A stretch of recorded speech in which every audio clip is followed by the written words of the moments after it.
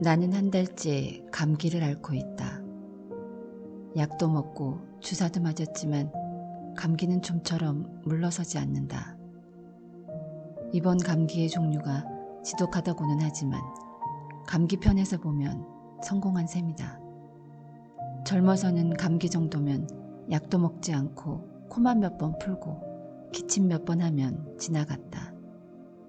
60이라는 나이가 이렇게 병에 대한 저항력이 없는가에 새삼 놀라게 된다. 감기는 들었다 나간다고 표현한다. 그런데 나가는 기색 없이 함께 지내고 있다. 집에는 혼자 있다. 이런 날이 올 줄은 생각도 못 해본 일이다. 어머니를 요양원에 모시게 될 줄을. 꿈도 꾸어본 일이 없었는데 이런 변화가 온 것이다. 30여 년의 세월을 함께 해온 어머니였다. 이제 요양원에 계시니 육체적으로는 편해졌지만 정신적으로는 아직도 어머님이 나를 붙잡고 계시다. 아니, 내가 붙들고 있다. 어머니는 이미 몇 년 전 치매로 며느리인 나를 놓아버리셨다. 처음에는 어머니가 좀 이상하다고 생각하며 살았다. 한밤중에 집안을 돌아다니시기도 하고 혼자 중얼거리며 이야기하셨다. 그 내용을 들어보면 두서가 없고 이해가 안 되는 것이었다. 보따리를 싸놓고 집에 가겠다고 하지를 않나. 버선발로 대문 밖으로 나간 일도 있었다. 제일 힘든 일은 대소변의 처리 문제였다. 남편이 어머니를 요양소로 모시게 된 결정적인 요인이 바로 이 점이었다. 남편은 판단력이 빠른 사람이다. 어머니를 요양소로 모신다는 결정이 쉽지는 않았겠지만 남편은 결론을 내린 것이다. 요양소는 새 건물에 따뜻하고 쾌적했다. 전문 의사와 간호사들이 어머니를 보살펴드리고 있다. 환자에 따라서 음식도 조절하고 프로그램도 다양하다. 어머니 식사는 모두 갈아서 나온다. 해드렸던 틀니를 빼버리셨기 때문이다. 집에서 모시는 것보다 훨씬 안락하고 편하게 지내고 계시다. 무엇보다 요양원이 집에서 10여 분 거리에 있는 점이 제일 마음에 든다. 요양소에는 주로 중풍을 앓고 있거나 치매에 걸린 분들이 입원하고 있다. 연세가 60에서 90에 이르기까지 그 형태가 다양하다. 늘 누워만 있는 분, 기어다니는 분, 휠체어를 타고 있는 분, 지팡이를 짚고 거동하는 분들이 계시다. 중풍에 걸린 분은 몸이 불편하여 움직이지 못하지만 정신적으로는 큰 문제가 없다. 실은 그 점이 문제인 것이다. 몹시 쓸쓸해하고 괴로워하고 있다. 가족에 대한 그리움 때문이다. 가족이 찾아오면 반색을 하고 맞는다. 몸이 불편한 부인을 입원시키고 퇴근을 요양소로 하는 남편도 있다. 그 점에서 어머니는 집이나 요양소나 별 차이가 없다. 평소에 좋아하시던 음식을 싸가지고 어머니를 뵈러 가면 어느 때는 주무시고 계실 때도 있고 어느 때는 휠체어를 타고 계실 때도 있다. 어머니, 내가 누구예요? 올케인가? 엉뚱한 대답을 하신다. 아들을 보고는 오라버니라고 하신다. 요양소 6층 옥상에는 각종 화초와 채소들이 심어져 있다. 가끔 어머니를 모시고 옥상으로 간다. 햇볕이 좋구나. 어머니, 이것이 무엇이에요? 가지, 이것은요? 고추, 그럼 이 꽃은 무슨 꽃이에요? 봉사.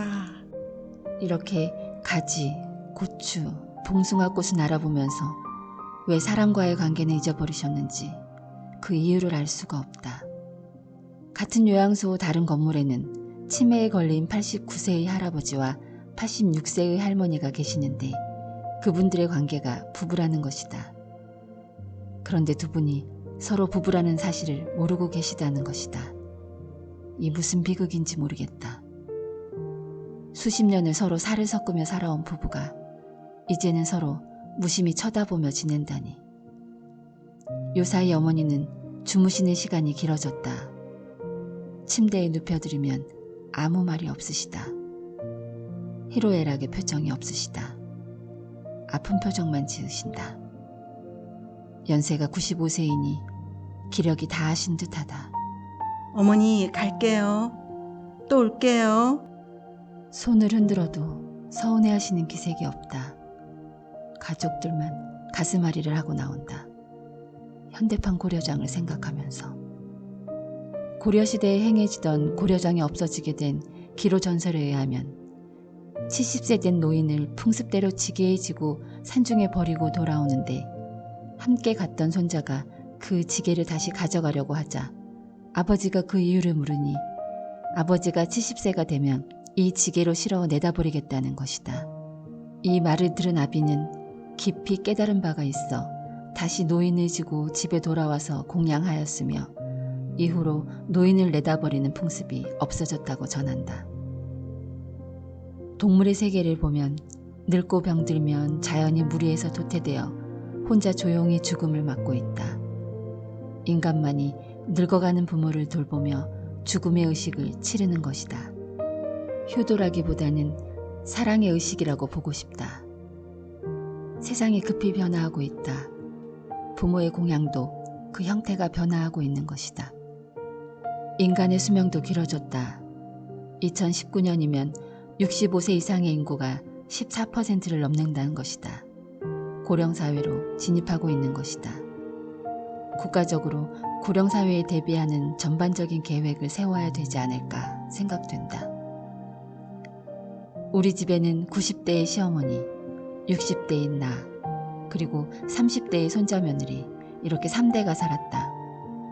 그런데 어머니를 요양소로 모신 일로 어머니에게 불효를 한 것 같아 며느리에게 면이 서지 않았다.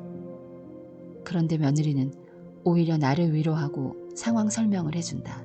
어머니, 요양소는 할머니를 그냥 돌봐드리는 곳이 아닙니다. 그곳에서는 돈을 받고 모시는 곳이에요. 고맙기는 하지만 그렇게까지 간호사에게 미안해하시지 않으셔도 됩니다. 며느리는 신세대 사람이다. 판단력도 정확하고 일처리도 빠르게 한다. 나도 알아. 그런데 실은 한 달째 앓고 있는 감기는 핑계인 것이다. 힘이 없고 맥이 빠지고 진땀이 난다. 정신이 멍해지면서 발은 허공을 딛는 것 같다. 내 힘으로는 어쩔 수 없는 어머니를 안고 끙끙 앓고 있는 것이다.